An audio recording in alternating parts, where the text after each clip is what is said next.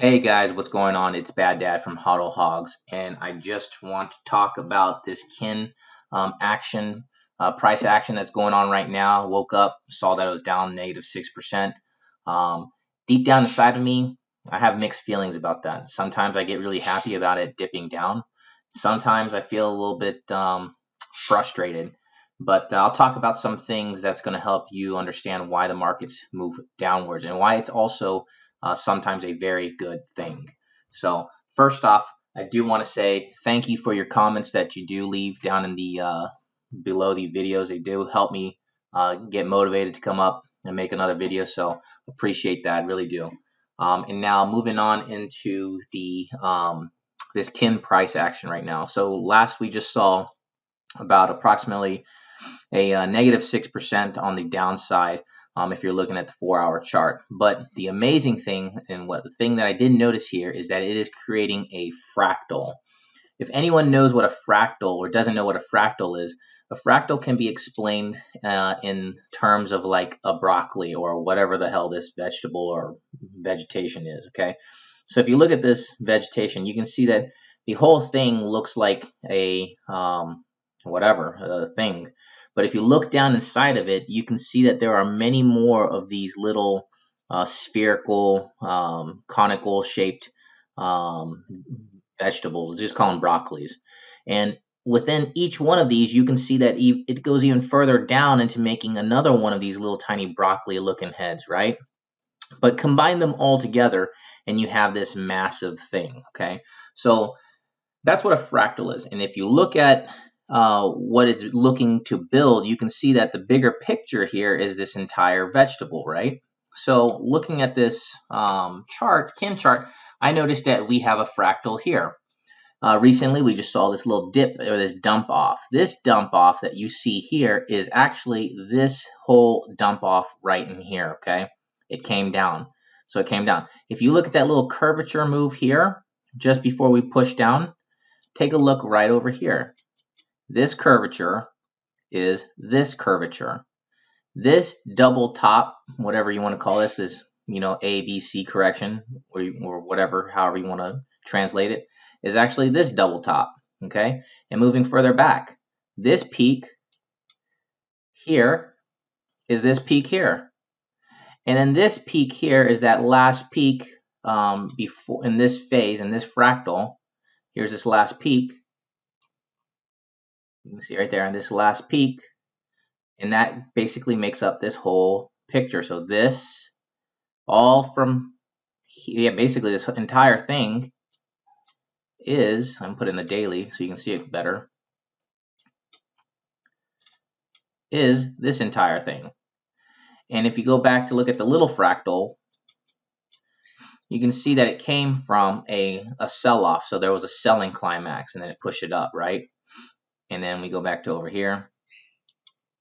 We had a selling climax back in, we had a selling climax back here in May, and it pushed up and then it made this fractal, okay? So this fractal is part of this fractal, and I'm sure if you look in deep, if you look far enough, you can find a fractal within all this within a bigger cycle. But this kin tokens only existed since 2019, 2018 or something like that, so it's not going to have an extensive chart that goes in the past. You can look for bigger fractals. But what we're saying here is that it's going to be making a bigger picture. So as you're coming down, you can almost, I can't say predict, but you can almost get an idea, or you can get some kind of hope that it's going to be coming out of this and forming one of these moves here. But eventually we want this to not just form one of these moves here, but to actually go in and take out these previous highs. So after it's all done and said, you get to see it on the back end. So hindsight's 20/20, right? All right. So just to go into this fractal, what am I seeing here? Back here we saw a preliminary supply or preliminary support. People started buying up. Selling climax. Selling climax was followed by an automatic rally. The spring secondary test, and that was our first sign of strength right here on the daily. That did come back down to meet the backup and last point of support, right? So that was the top of this automatic rally, last point of support, before it took off to make new highs. What occurred here, don't know why I didn't go make higher highs. It doesn't matter. Probably has to do with probably Bitcoin dumping. Who knows? But it didn't make new highs, and that's besides the point. It failed. So this the thrust failed, and reaccumulation started occurring. Right. So this is the reaccumulation.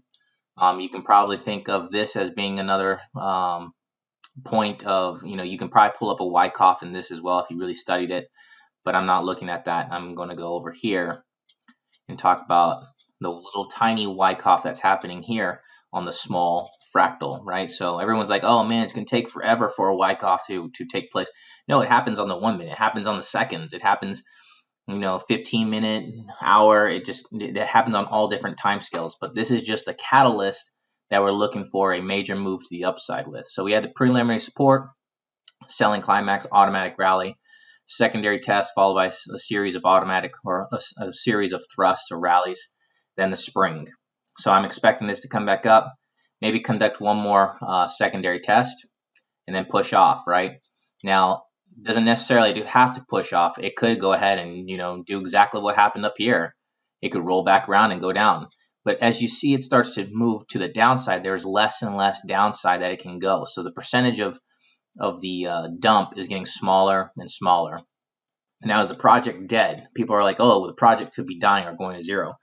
Well, if that's the case, I think there's been plenty of statements and arguments that's been made that why would a company spend so much in legal fees just to bring back a project that's going to end up dying anyways? Why not just let it die, right?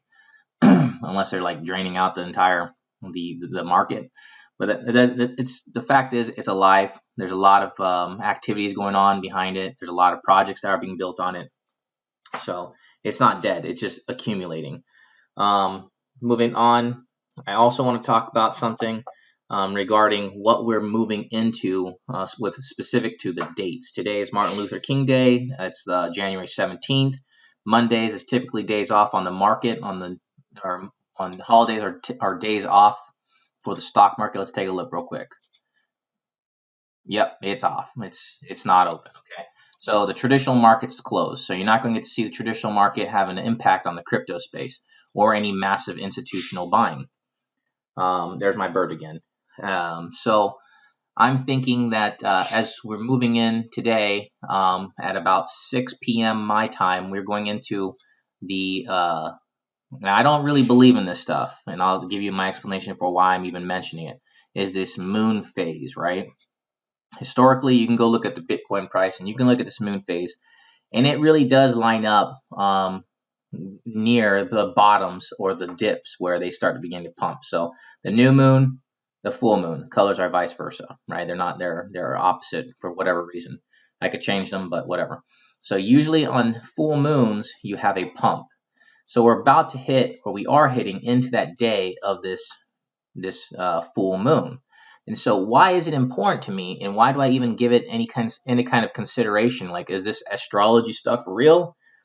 I don't know. Don't really care. All I know is that there is an impact on the markets. There is an impact on the way that people are trading. And it just comes down to a self-fulfilling prophecy. So you have to think, if enough people, or if enough eccentric rich people, because that's what typically rich people are, massive bucket loads of money. They're very eccentric. They're just strange. They don't fit in with the commoner. Maybe they do use the moon phase to trade, right? Have you ever considered that? And if amongst the top 1% of rich people are trading based off of the moon, they're going to have a massive impact on how the market is going to trade. Is it going to go up or is it going to go down? Now, take that moon phase and add that in with some Fibonacci sequences, add that in with some trend lines or EMAs or range and supports, right? And then you have these Wyckoff talk. If you have a moment of where all of these things intersect at a point, right, on the chart, a trend line with a fib line with the date of the moon phase, then you have what's called confluence. So you have traders from the second, the time interval from seconds traders to all the way up to, monthly traders that are trading at the exact same time in a particular direction. Maybe they're going against each other. Maybe not. Maybe they're going in the same direction with one another. And that is going to result in a massive boost in the market, whether that's for Bitcoin or whether that's for Kin or whether that's for any other coin, right? But we all know Bitcoin really controls the crypto space until alt season kicks in. So it could be for any one of those markets, or it could be for one particular one, right? So it doesn't really matter. So that's something that I'm looking at on this chart, is this moon phase, and we're actually stepping right into it. And it's funny that right before we step into it, we have a sell-off or spring, which takes out potentially any stop losses that are in here, and it's that last moment to accumulate whatever last bit of supply that is down here, right? So whoever was going to sell off, someone just bought it up. The volume, though, as you can see here, is just really dying out. So we're getting to a point where there's going to have to be some kind of move up or down. And like I said, I don't really care. All right, so next part, let's talk about this is all going in with one another, with your emotional response. I see a lot of people talking about this is just going down, it's going down, it's going down. Well, if that's the case, just open up a short and put 100x short on the thing, and it's just going to keep going down. You'll be a millionaire, right? But why do people not do that? Because you're going to get your ass liquidated when this thing gets sent the other direction. Whales don't care about whether the market is going up or that the market is going down. They hold enough spot or enough fiat, and they just put in a leverage position in one or the other directions, and then they go in and they send it or they dump it with their spot holdings, because either way they're making money. And what we're doing as retail is we are just reacting to their actions. So if you're reacting to them, you are falling prey to their tactics or their technique. Horrible, horrible decision. So if you get in at the wrong point, you made an entry close to the top, or you sold near the bottom, you need to stick by that decision that you made, and you need to just suck it up. I mean, you could jump back in if you feel you're not concerned of losing money. You could jump back in and ride the wave up. But if you are concerned, I mean, when you make that decision, you need to have thought about it before you did that. This can get sent the other direction. It's probably best for you to just hold on to what you have and wait. So again, you got markets like FTX. You got all these perpetual contracts that are going in here. One of the coins that I've noticed lately was something called SLP. What is that? Smooth Love Potion, right? And it's just been going down daily, over and over and over. And anyone could have put in a short position on SLP and just be making a ton of money, just sitting there over like high leverage and watch this thing fall. But at some point, this coin has to turn around. And yesterday, it actually made its first attempt. It made a like a 15% move to the upside. People got liquidated there for sure. And if people think, okay, well, I'm going to short it now, that could be the worst time. I mean, you're shorting at the bottom of a market, and you're thinking that it's going to continue going down to zero. This right here is exactly what a signal of strength is in like a Wyckoff accumulation type zone. Like this could be exactly it. That could be the whole spring. So we're down in the spring, and then you have a miniature Wyckoff in here. And here you go. There's your first sign of strength. Comes back down to the backup last point of supply, and this might just get sent the other direction. And people are like, why? I thought this coin was inflationary. It's going to go to zero. It doesn't matter, right? That's the point. It doesn't matter, because whales can make money whether it's inflationary or not. All they need is hype. That's all. That's it. They just need a coin to say, hey, it's gone up 100% in a single day, and people are going to jump in. They don't understand the tokenomics of the coin. They just jump in, and they don't care. They're greedy sons of bitches, right?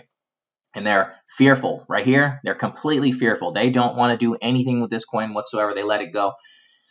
And they're chasing other things like Ampleforth, which is up, 20-something% today. 22%. So basically, people sit here and they want instant gratification. And if they don't get it, they sit on a chat site and they let themselves, talk and express their concerns or dissatisfaction with the coin. They'll spread FUD, and try to send it down lower or hope that it goes lower just to be able to get that instant gratification, that confirmation bias, so that they can feel good about themselves. It makes them feel good that they made a right decision of getting out or getting in. So either way, it's best to just buy the bottoms and sell the tops. Where's the bottom and where's the top? Well, it's probably when the market says extreme fear, when the market starts saying extreme greed. So just look at the fear and greed index, and maybe count 5 days and sell it, right? And or count 5 days and buy it. I mean, you can figure out that pattern over time if you look at it at long enough. But anyways, this is not financial advice, pure entertainment purposes only. And I hope you all the very best. I am going to continue being the pig that I am and buying up these dips. And when I find that it starts moving and you have some extreme greed coming in, you can bet that I'll be getting out of my position to accumulate the bottom, until one day I'm that whale and I'm making the market move in the complete opposite direction that everyone ever expected on some high leverage trades. So you all take care. Bye-bye.